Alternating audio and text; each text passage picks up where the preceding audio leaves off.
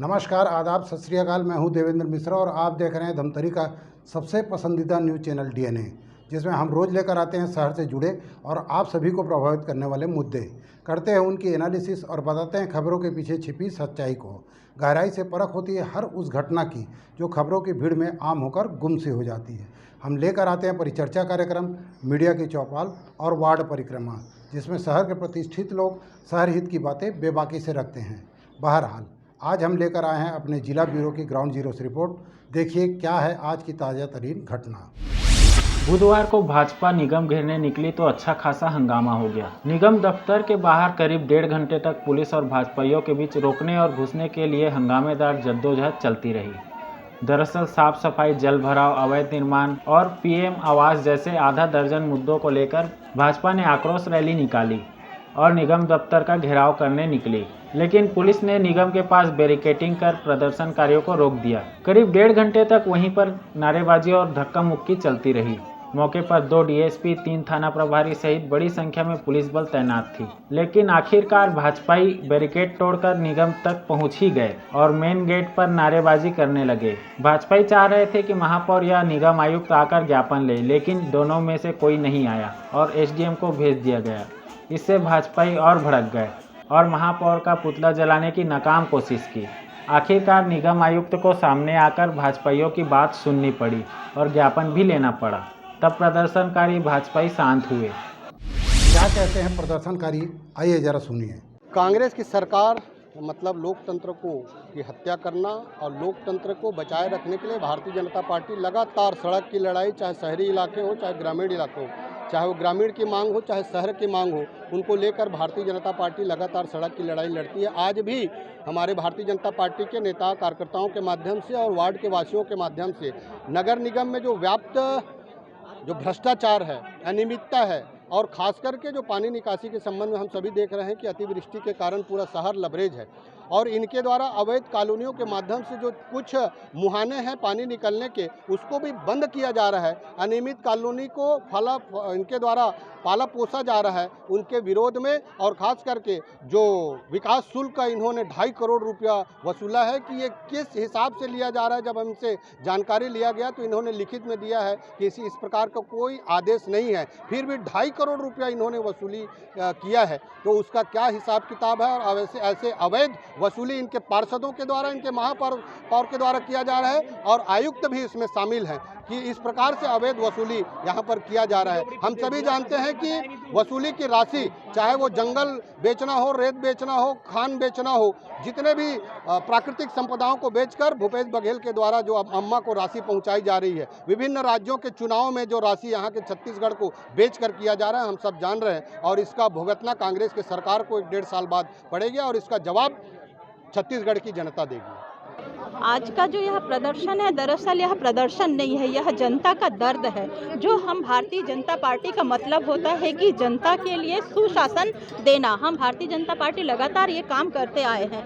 आज हम देख रहे हैं कि जिस जनता के बदौलत यहाँ छत्तीसगढ़ में और यहाँ तक कि निगम में भारतीय जनता पार्टी को छोड़कर आज कांग्रेस का सत्ता है, तब से यहाँ के जो जनता है वो त्राही त्राही कर रहे हैं। चाहे यहाँ जल भराव की व्यवस्था बोलिए, चाहे आवास योजना बोलिए, चाहे बेरोजगारी भत्ता बोलिए, चाहे वृद्धाओं के लिए जो पेंशन दी जाती थी उसके लिए बोलिए, सारे पब्लिक आज दुखी है, रो रहे हैं। हम सभी वार्डों में से भ्रमण करते हुए उनको दुख पीड़ा को लेकर के यहाँ पर एक ज्ञापन सौंपने के लिए आए थे महापौर जी के पास, पर महापौर यहाँ ना मिलकर हमको बैरिकेड करके रोका जाता है, लोकतंत्र की हत्या की जाती है। हम सिर्फ एक संवैधानिक तरीके से उनको ज्ञापन सौंपने आए थे। या तो आप इन पब्लिकों का, इस जनता का दुख दर्द दूर करो, या तो फिर हम महिलाएं मोर्चा के द्वारा एक चूड़ी भी लाए थे, या तो आप ज्ञापन लेके इन सारी समस्याओं को दूर कीजिए या तो आप चूड़ी पहन लीजिए। दोनों में से आपको क्या स्वीकार है? सारी बहनें, हम आज राखी का दिन आ रहा है सामने में, हमको राखी बांधना चाहिए ऐसे भाइयों को जो देश के लिए काम करते हैं। हम सैनिकों के लिए राखी भेजते हैं, वहीं पर हम मजबूर होकर भारतीय जनता पार्टी की जो महिला मोर्चा की बहनें हैं आज चूड़ी भेंट करने के लिए विवश हो गए हैं ऐसे महापौर को, ताकि वो जनता के दुख दर्द को समझें, तो हमने यहाँ पर आयुक्त महोदय को ज्ञापन सौंपा है और चूड़ी हमने वापस लेके जा रहे हैं। अगर इन हमारी मांगों को पूरी नहीं की जाती है तो हम दोबारा आएंगे और महापौर जी को चूड़ी भेंट करेंगे। देखिए, आज शहर मंडल के नेतृत्व हमारे जिले के जिला अध्यक्ष जी के मार्गदर्शन में आज धमतरी नगर निगम का भारतीय जनता पार्टी और हितग्राहियों के द्वारा घेराव किया गया है, एक आंदोलन किया गया है। और जो लगातार आप देखेंगे, जो प्रधानमंत्री आवास से वंचित करने का प्रयास लगातार नगर निगम के द्वारा किया जा रहा है।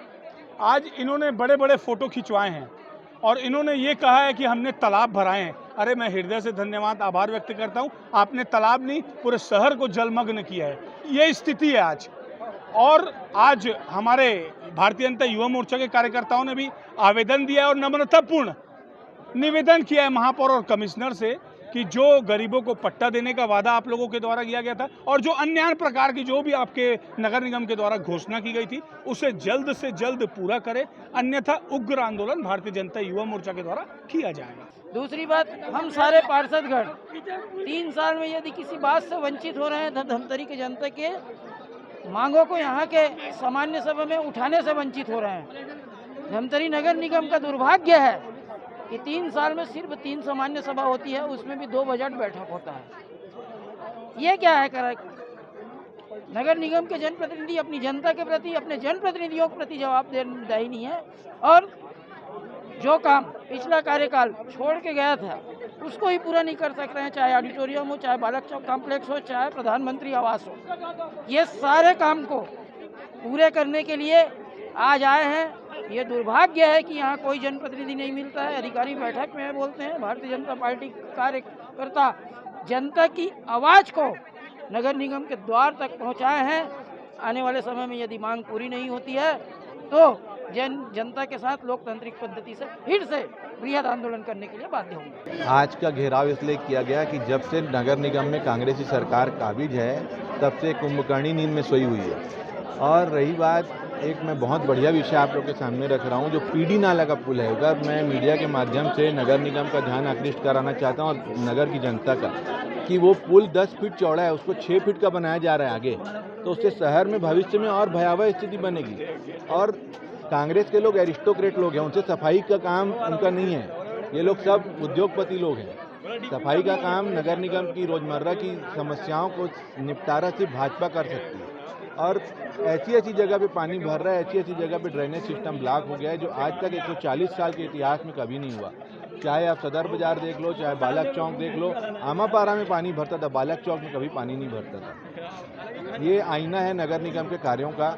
उसी के काम का ध्यान आकृष्ट कराने आज हम लोग यहाँ निगम पहुँचे थे, जिसमें बहुत मुश्किल से हम लोग को बात करने दिया गया। एक तरह से लोकतंत्र को शर्मसार करने वाली घटना थी। आज हम लोग बहुत शांतिपूर्वक आंदोलन ज्ञापन देने के लिए यहाँ पहुँचे थे, लेकिन उसके लिए किस प्रकार से पुलिस विभाग ने क्या किया, वो सब आप लोग के समक्ष है। जनता के हित के लिए हर एक दीवार को लांग जाएंगे। अभी बरस रहे पानी, अग्नि भी बरसती तो भी पीछे नहीं हटते। धमतरी की जनता के हित के लिए ये जीवन, ये तन और मन सब समर्पित है। आपने सुना होगा, अभी मकेश्वर वार्ड की मेरी माताएं बता रही थी कि बरसते पानी में उनको किराए के घर में रहना पड़ रहा है, आवास की किस्त नहीं आई है। इन्होंने बोल दिया देंगे। एक 20 वर्ष की जवान बेटी हमारी बच्ची वहाँ ख़त्म हो गई, पट्टा देने की बात किए थे। अगर पट्टा दे देते तो आज एक पढ़ी लिखी बच्ची जिसका स्वर्णिम भविष्य था वो अंधकार में नहीं होता। उसका घर की पीड़ा को बताने के लिए आपने 4 दिन पहले देखा होगा, बरसात का पानी, आप जैसे जागरूक पत्रकार ने उस न्यूज़ को उठाया, नेशनल न्यूज़ में धमतरी की बात गई, लेकिन शर्मसार स्थिति में गई। धमतरी में 5-5 फीट पानी भरे हुए हैं। पहली बार हुआ कि गोल बाजार 4-5 फीट, और नेशनल हाईवे जो कि हमारी जीवन दायनी जगह मानी जाती है, उसमें 4 फीट पानी, घंटों जाम और प्रशासन मौन। उस बात को लेकर हम यहाँ आए। इस बारे में जब हमने संबंधित अधिकारी से बात की तो उनकी क्या दलील रही, ये उन्हीं की ज़बानी सुनिए। उनके कुछ विभिन्न मांगे हैं, निगम से कुछ इश्यूज हैं, उन लोगों ने लिख के अवगत कराया है। कलेक्टर साहब के नाम पे ज्ञापन है। वो ज्ञापन मैं भी पूरा पढ़ा नहीं हूँ, बस अभी एसडीएम साहब को उन्होंने ज्ञापन दिया है, तो देखेंगे उसमें जो हमारी तरफ से होगा उस पर कार्रवाई करेंगे। और क्या अवैध वसूली का नहीं है, वो विकास शुल्क है और वो पहले से ही निगम के द्वारा लिया जा रहा है। वो इस साल का, इस कार्यकाल का नहीं है, बहुत पहले से लिया जा रहा है। अब उस पर देखना पड़ेगा इनके द्वारा जो क्लेम कर रहे हैं उसके क्या दस्तावेज है, क्या पुष्टि करते हैं। ये जनरल बातें कर रहे हैं, क्योंकि जब से मैं आया हूँ तब से मैंने लगभग 800 से 900 लोगों का स्वीकृत किया है, ठीक है ना। तो ऑलरेडी बहुत मात्रा में स्वीकृत हो चुकी है। अगर कहीं भी दिक्कत है तो वो आए, हमसे पता करें, हम उसका निराकरण करेंगे। ये था शहर में घटने वाली खबरों का सार। हम लेकर आते रहेंगे अलहदा तरीके से हर उस घटना को और एनालिसिस करते रहेंगे खबरों की। आप बने रहिए हमारे साथ डीएनए न्यूज़ पर। हमें उम्मीद है कि आपकी विश्वास की कसौटी पर हम सदा खरा उतरेंगे। ये आपका अपना चैनल है। जय हिंद, जय छत्तीसगढ़, जय धमतरी।